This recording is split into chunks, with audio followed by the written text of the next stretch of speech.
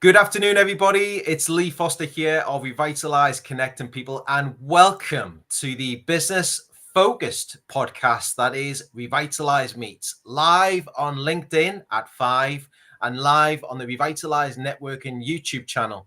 Now, as always, I get the great opportunity to welcome along some great business professionals that I've met in my many years of business networking. But I've also had the pleasure of dealing with many of the connections throughout different interactions and transactions. Today and this week, I've got the great pleasure to welcome along a business owner and professional who's been helping many businesses bridge the gap by making the world more personal in business.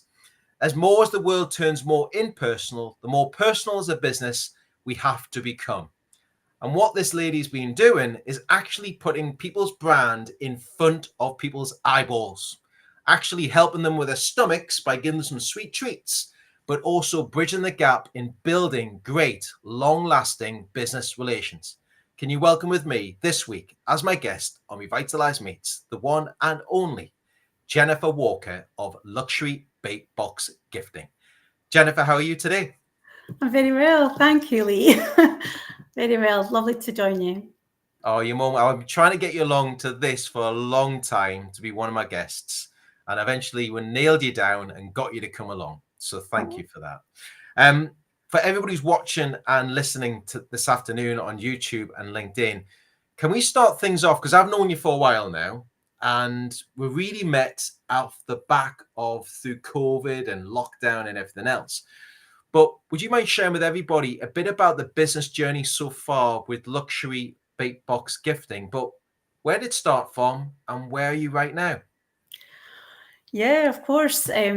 Gosh, actually, even before the business side, the accent probably won't give things away, but I was actually brought up in South Africa, in Cape Town, and you'll kind of see how it all ties in. But for me, when I was 10, we had quite a dramatic shift from South Africa to Scotland. And as things were getting settled, we were figuring out where we were going to go. We stayed with my granny. And Granny's house was just always a hive of activity. The kitchen was at the heart of the home. She had a front door, nobody ever used it. Everyone just waltzed into the back door, which is the kitchen, which is where you'd find her. And really, as we got settled, we were making and baking with Granny, and jams were on the shelf. She would always be socialising, and it was really a lovely safe space where relationships sort of began. She helped introduce us to life in Scotland and what that would look like. And coupled with that, my dad wasn't able to make it over from South Africa, but these little parcels would arrive every week without fail. And as we go forward, you'll see how obviously that all tied in. But yeah, education, I went on to go to university in Glasgow, studied marketing and business at Strathclyde. Big passion for travel. So after university, travelled the world and came back and actually worked with Trailfinders as a travel expert, putting itineraries together for people who were doing their travels. Lovely opportunity to meet amazing people and to really help listen to what people needed out of their travel requirements. So big passion for me, but always also hankered after having my own business. And myself and my very good friend then set up a cafe bar restaurant, which is still there today. It's called Cafe Wander. It's a basement cafe just across from Wagamama's and West George Street. Ironically, very close to Nelson Mandela Place, which always felt a bit like home too. But yeah, that was a real kind of business beginning for me. So going in, setting up the cafe bar restaurant, obviously employing staff, thinking about menus, all the rates and rents and everything that went along with business. A real learning ground and lots of fun. You ate, slept, breathed cafe world, but a real opportunity to learn. And then fast forward, the opportunity, lots of redundancies actually, strangely at that time. People looking to invest in a going concern, and I was thinking about starting a family, so it just seemed like a right time to go full circle and have the experience of sort of selling, which I did. Had my beautiful son Michael, which was amazing too, obviously, and then started to get back into the corporate catering side. So buffet lunches for corporate meetings and training events. And that was a 10-year-old business, making sure people were fed and watered in the city centre, lots of lovely long-standing relationships with clients. And then literally overnight, we had COVID, and everything, absolutely everything we did stopped in its tracks for obviously a lot of people. And we found ourselves in a situation again with others where everything we did wasn't encouraged. We didn't know where we were going next. The bill certainly didn't, stop going away. But ever grateful, because BakeBox Gifting was born. And after a while of reflection and just wondering what was happening in the world, I started to send out little parcels to my mum, to my sister, to my family, to my friends, but also to my clients. And it was such a brilliant education in how, when everything stopped, actually the thing that we all need the most is to be able to be connected, and just to feel like there's always people there. People were doing business and some people were really struggling. But that's really where we are today, the concept of BakeBox Gifting and keeping people close. It's interesting, though, the way something gets created from a change in lifestyle, a change in business. It's sometimes with the way we adapt to our environments that are around. Some people may just switch off, but then other people like yourself will think of an opportunity that's arisen from there. Yeah. And from its spelling, from sending little parcels to your mom and your family and everybody, how did the first client come on board? I mean, that's your family, that side of it. But who was your first client and how did that happen? How was it created? It was because a BakeBox was sent to one of my clients, and it was a very genuine. You build up friendships, you build up relationships with people. So, I mean, we're dealing with, lots of corporate business in Glasgow city centre, but they were friends. They were people you talked to every other day, and they would land through the letterbox, and then instantly people would come back and say, "Oh, I'd love to send this to a friend," or "We've got a team of people." Esure sent 650 UK wide. They had a team of people working, across the UK, and they really wanted to make sure that they knew that they were valued. It was lovely. And then those people would get a BakeBox and they'd want to send it to their sister because she was having a birthday, or, another friend was actually having a really hard time. And it just became a form of communication, which is really, again, post-pandemic, what I see today. It's still people appreciating people and thanking people and being at the forefront of people's mind, making sure that they know that they're never alone, or making sure that those conversations continue. Yeah. It's the art of saying thank you. And I think I hate to say this, but I think some of it is lost in business, that common courtesy, that sort of little keeping the bridge alive and just showing that little thanks to somebody. It puts a smile on people's faces. But what you've proven, is the world of word of mouth advertisement is still strong in this day and age. Yeah. So in regards to the business wise, you've now started, the lunch board is still back now, isn't it? You still do all the corporate meals and around.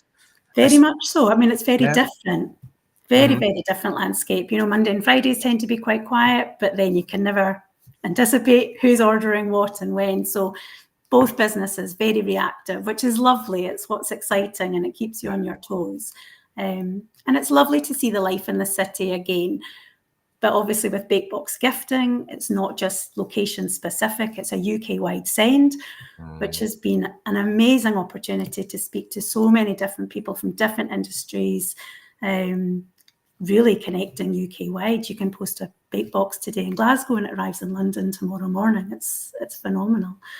Well, I'm always impressed because when I put a request in, or anybody that I know, and even my RBC members put a request in, it's sent like that. People receive it straight away, which is absolutely brilliant on that side. Very efficient and very quick. And it really lands on the doorstep with a perfect thought behind it as well, because you can actually tailor make the sort of messages and the logos and everything else inside, can't you, really? We can. And again, that's what's so lovely, whether you're sending one or whether you're sending hundreds, each one adopts its own personality. And I think I'm really sort of passionate about the fact that it's not my gift to send, it's the person, you're sending on behalf of someone else. So what is the message they want to convey, and how do they want that to be received? We absolutely guarantee it's going to be a quality, but it's the sentiment, and it's the gift is actually taking the time to send the gift, and really proud to try and help bring it all together. And you're not just a one-person operation, because I guess you're not like going to the early hours of the morning baking and baking and baking. You must have a team around you that support you. No one ever does anything alone, we just don't, even though you might think people are superhuman. There's a lovely team around, and it's obviously can be quite a seasonal send. There's definitely peaks and flows, but now we're 4 years in, if you can believe it. We do try and be quite reactive, in terms of, or proactive, sorry, so that, we're always anticipating those people are saying, help, can you either send a birthday BakeBox because it's a friend's birthday tomorrow and I haven't been organised, or there's lovely events where there's volume needed and a little bit of time taken. So we're always making sure that we're one step ahead so that we can give people a really nice experience and just help them as best we can to keep connected. Thank you for sharing the overview and the story so far, and where it came from and how it was created and developed. And it's lovely to see Ambika's online with us as well. She's put a nice little intro on there, and thank you so for sharing your comments. If you do get the chance, you're listening today on LinkedIn and you're on YouTube on the Revitalise Networking channel, please feel free to drop a question or drop a phrase or drop something in there you hear from Jennifer mentioning her story and that today as well. Please do so. Really interact in the group chat if you don't mind. We talk about challenges, Jennifer, and we talk about achievements that you've had, and you've had some great achievements from even just bridging that sort of opportunity in creating the sort of BakeBox gifting itself. What's been the biggest challenge for you over the past, let's say, the last 4 years, and how did that turn into an achievement for you? How did it get to that stage? Yeah, well, obviously the pandemic was the biggest challenge when literally everything stopped in its tracks and a new business was born, but nobody knew of BakeBox gifting. So again, you're starting, through a pandemic where you couldn't actually meet people to talk. And for me, it's really about putting yourself out there and just being brave enough to have the conversations and to introduce what you do. Networking's played a massive part in that, which has been really amazing to speak to lots of different people from different industries, all helping in their own way, whether they're directly a client or whether they're helping you to build your website or just think about all the different aspects that business can bring. That was a huge challenge, but also a massive opportunity. And again, just thinking about a very different product rather than service. It's service as well, but there's a tangible product there, and how does that then find its way in a quality, consistent delivery? Opportunities with the COP26 happened very quickly. So challenges were that actually a lot of volume came quite quickly because that was picked up, and they asked us to put little tablet treat boxes into each of the bedrooms for the Marriott, the Courtyard and the Moxie Hotel in Glasgow and also in Edinburgh. What an amazing opportunity. But lots of learning, which was fantastic. And trying to source our home compostable and recyclable cellophane, which we're very passionate about too. Yeah. It's lovely the way you package them all as well. But you talked about networking there slightly, and I know we're really heavily involved in all that. Was that a big challenge for you at the start? Because you felt like a natural when I first met you back then, but was it a challenge trying? Yeah, obviously I love people and I love speaking and I love learning from people. That's always been, an interest to me. But the networking was quite daunting. I had never, been behind a Zoom before. I'm quite a pen and paper girl. So technology and just wondering what all this networking was about. I networked a bit in my own way, and we were again a kind of core niche service in Glasgow city centre. So now to be in front of so many different people was a little bit daunting, but actually it was amazing because I think what it did was really put everyone on a very similar level. And no matter who you were, no matter what business you were in, we were people. And we were just people talking about our challenges, talking about our businesses, talking about our life. And that really sunk home. And it's, again, part of the BakeBox values, is just to always appreciate that it's people wanting to help, to share, to learn, to thank people. And networking was a big part of making sure that you were talking to people and not isolating yourself away going, oh, It's interesting when you say the challenge was networking and speaking to people, and you do come across as very confident in regards to your engagement with people, and that is your business. It's like from one person recommending you to somebody else, you've got to make sure your product, your service, you in general have got to be able to deliver that reputable reputation that goes on, and the reputation should precede you when you go forward with it. And I think you found that with the connections that you've made, and I guess the tribes that you've made now. You've made little sort of gatherings in many of the networks you've been part of. Yeah, well, there's a real community. I definitely believe that, the right people gravitate. There's lots of people there that have people at the forefront of what they do, whether it's for themselves, whether it's in business. And I think most of us really just love to find out about each other, or those little, it's the conversations that happen after the conversation that is actually where the gold is, and people start volunteering things or things they've been involved in, and you're like, I didn't even know that, or just the opportunity to connect. It's so valuable. We each learn, whether it's business or personal development. It's huge. Thank you for sharing that, Jennifer. And a great achievement to have, and especially by stepping out that comfort zone, being uncomfortable in an area where you start to chat to people. We talked about COVID before, and I always like to bring this up in my interviews, especially lately. What was that like, sort of changing from a in-person to a virtual hybrid world? What's that been like in the last sort of 2 years that we're in lockdown for, but then coming out of that as well into a world that we're now embracing a virtual opportunity? Where does that make a place in your business? I mean, we've been embracing both. It's been an amazing opportunity because obviously people are back, we're meeting again. It's lovely. Nothing really replaces being able to be in front of people and meet them in real time. But, relationships also just take off in terms of having a virtual opportunity as well. I'm actually meeting people now, 4 years in, that I've never really met in person. But relationships are there and business is there, and it's become very familiar. I don't think it's all or nothing. It's a lovely balance between the two. But how lucky to have the technology available to us to be able to meet people at your own time frame and keep conversations going. So no, I've really enjoyed the balance of both, and it's definitely helped in terms of business. I was chatting about that with somebody yesterday, actually talking about the world of virtual we're living in, and it was literally instantaneous of speaking to somebody and then all of a sudden getting a message back saying, can we jump on a Zoom call together? And it was literally, I could literally turn around on that and do it within 5 minutes. There's the link, join me, and we're there. That's how instantaneous it is now. Really, it's makes a big difference. But isn't it lovely? And again, that's the same vein of just keeping conversations going.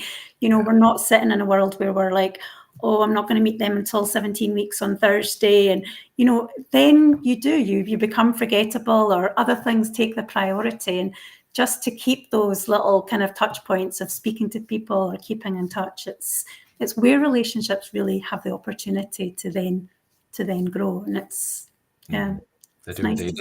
It's lovely as well. We've actually got Stephen Allen online, and he's just put a little message in there on the YouTube channel. Great to hear the background, the business journey, Jennifer.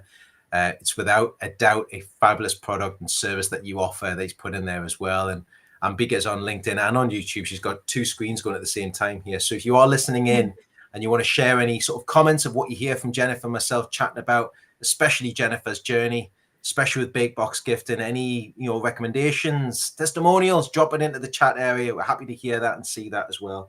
From adapting your business, we're going into top tips. Now, you've been in business for many years, from the coffee shop, the coffee, the cafe, the corporate lunches still involved, BakeBox, creating a wonderful, wonderful reputable brand that's in there.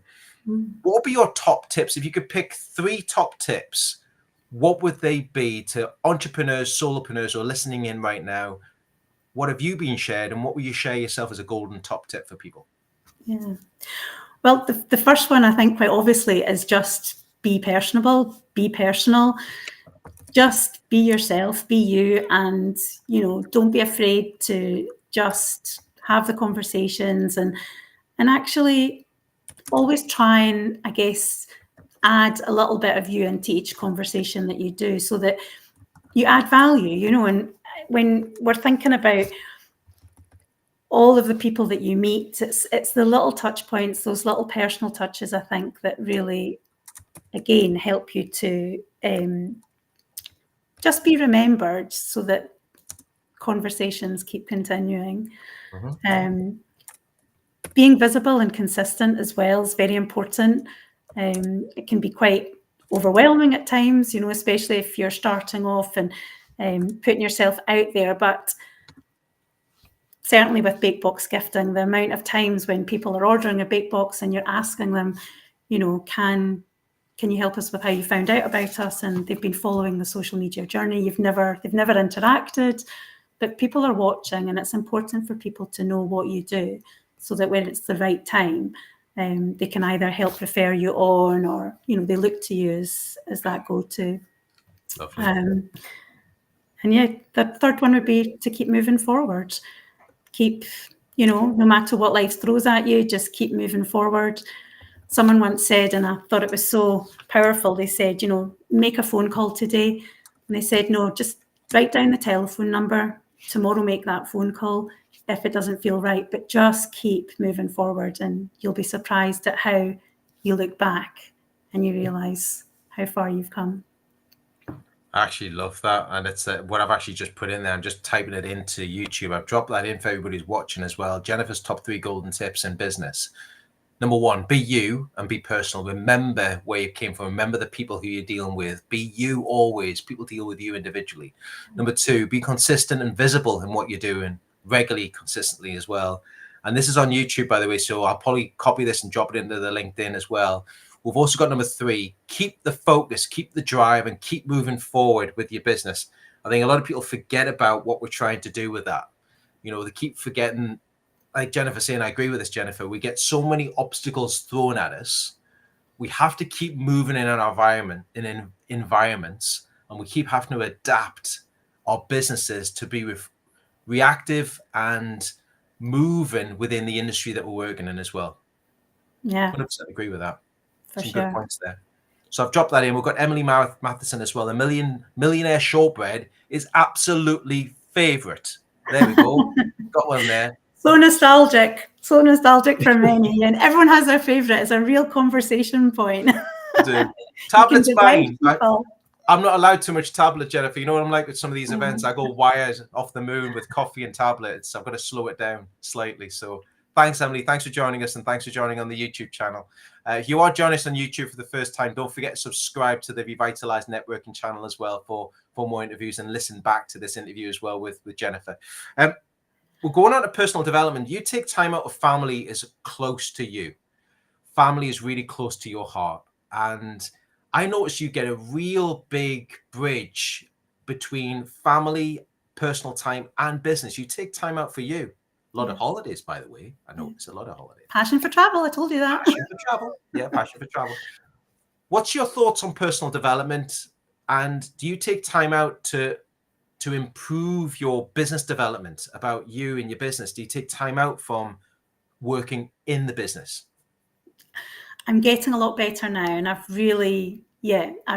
had to put myself in the diary and make time, because I think, intrinsically, as someone who's always just busy doing, and there's never nothing to do in business ever. So I think to actually just set time aside actually gives you so much more time, because you've had an opportunity to just process what's going on, to think about what's right for you, what's not, but also, again, an opportunity to talk to your friends, to your family, to the people that you really trust, relationships that you've had with people, and just be able to have a bit of a sounding board.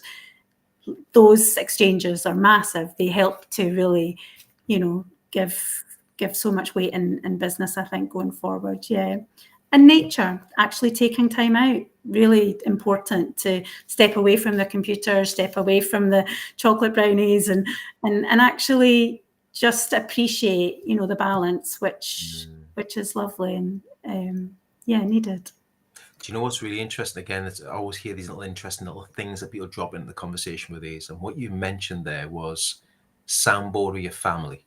And I think sometimes you get the best advice in the world by just asking your family as a third person perspective, the third eye, listen to what you're saying and sharing it with them. They give you a real answer, don't they? They do.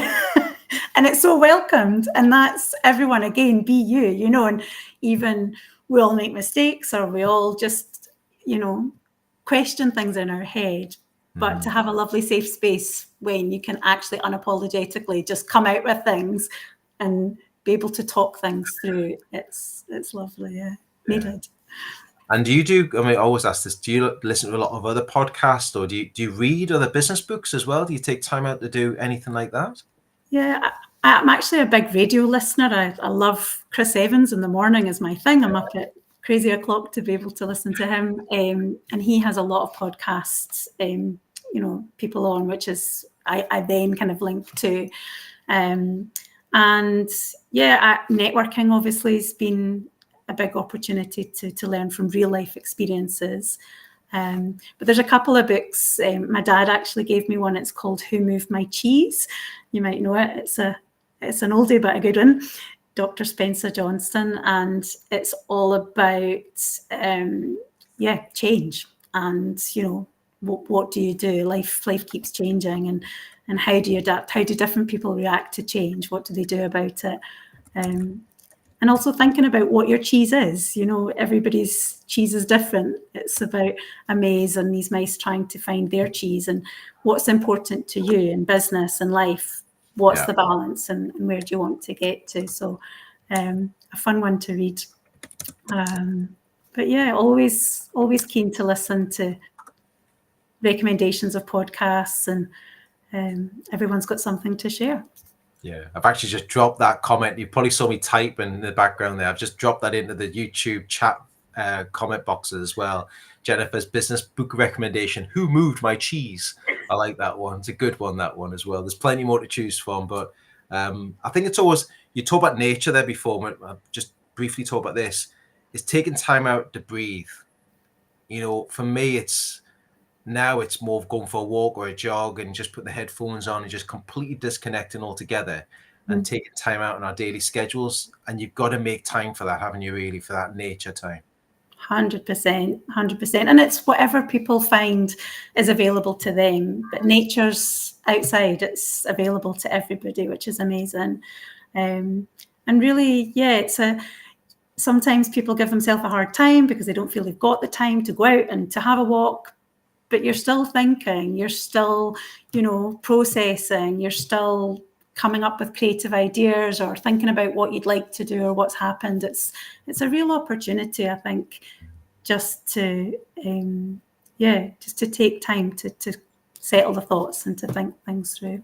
Yeah. I've actually been quite lucky as well. I just want to tell you, my Cafe Wonder business partner, an amazing girl, she's just learned to teach yoga as well. So that's my latest, putting myself in the diary. I'm very impressed with myself because, there's basically a yoga session going on regularly now that's in the diary. I'm not allowed to miss it. So little things like that help just to break up, breaks up the weekly routine, and it breaks it out for time for you.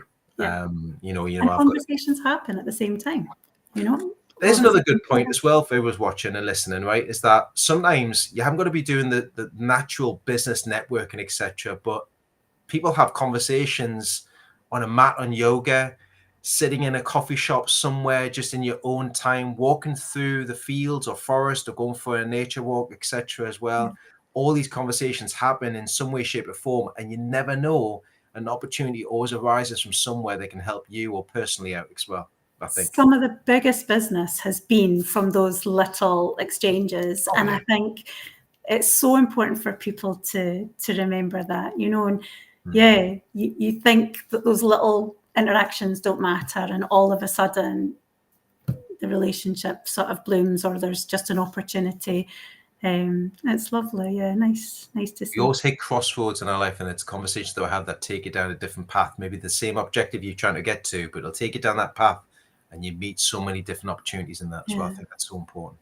So over the next 6 months, let's say by the beginning of January, because I can't believe we've got another 6 months. We're in January 2025, by the way, right? So flown by. We're in the second half of the year. What's next for Jennifer? What's next for Luxury BakeBox Gifting? If you could fast forward in a time travel machine, right, and you go 6 months down the line, what does it look like in 6 months? What's next for you?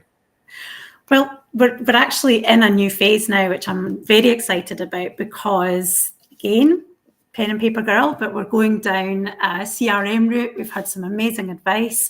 Lovely. To be able to really try and capture now the journey kind of so far. Lots of lovely relationships with all sorts of different customers using BakeBox in so many beautiful different ways.